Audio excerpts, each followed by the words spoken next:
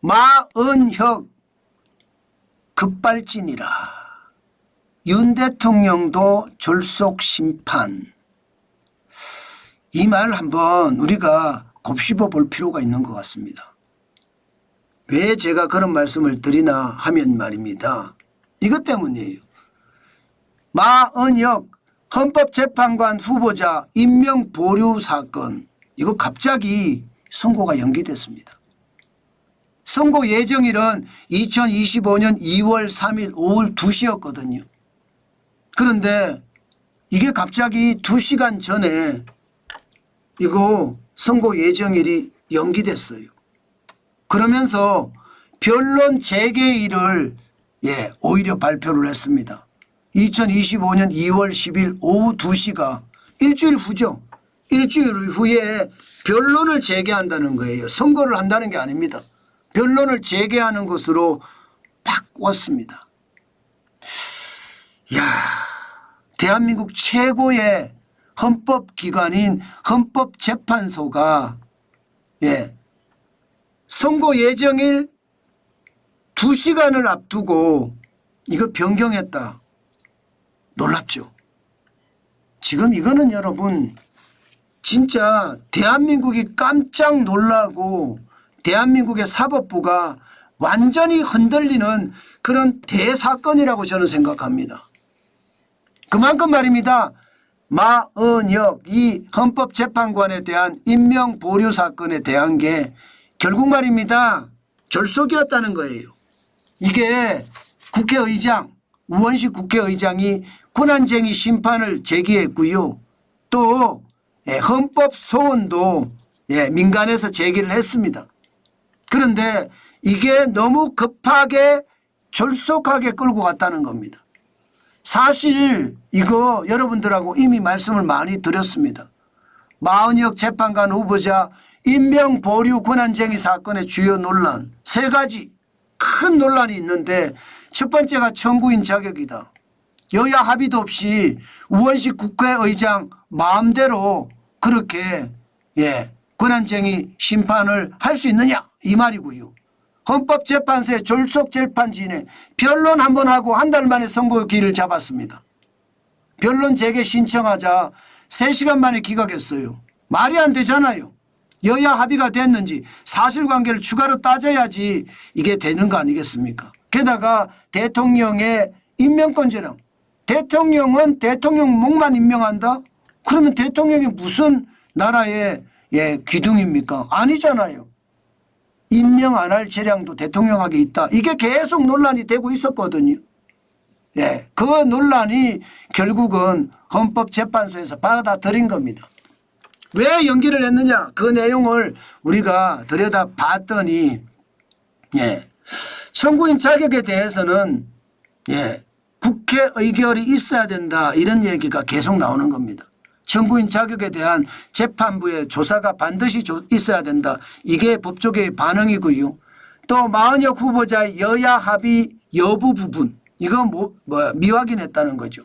마은혁 후보를 실제 추천을 할 때 여야 합의에 대한 심리가 제대로 이루어지지 않았을 가능성이 있다. 그래서 선고 3일 전에 급하게 여야 추천서 제출 경위를 요청했다. 이게 졸속으로 되고 있다는 뜻이에요. 선거 3일 전에 변론도 제대로 안 하고요. 졸속 선거 앞두고 재판부 내에 이견이 있었다. 당연히 재판부 내에 찬반 의견이 갈리면서 이견이 있었다. 그래서 선고 2시간 전에 연기 발표하는 거 진짜 매우 이례적인 이야기입니다. 사실상 졸속 선고라는 것을 인정한 셈입니다. 이렇게 되면 윤석열 대통령에 대한 탄핵 심판이 제대로 이루어지겠습니까? 저는 이거 제대로 이루어질지 모르겠어요. 지금 윤석열 대통령에 대한 탄핵 심판은 크게 4가지로 지금 보고 탄핵 심판을 하고 있는 중이거든요. 핵심이 보면요.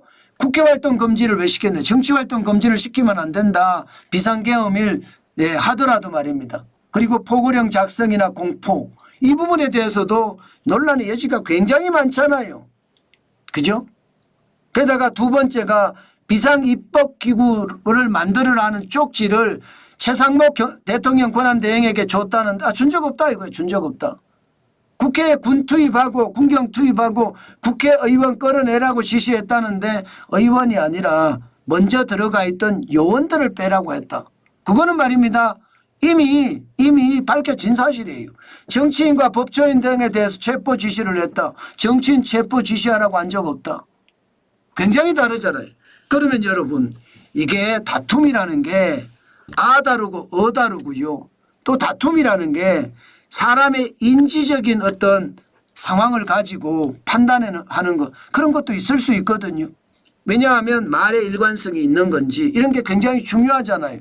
지금 윤석열 대통령에 대한 것도 마은혁 헌법재판관 후보자에 대한 탄핵 권한쟁의 심판을 졸속으로 이루어진 것처럼 윤석열 대통령에 대한 탄핵 심판도 졸속으로 이루어질까 굉장히 두렵죠.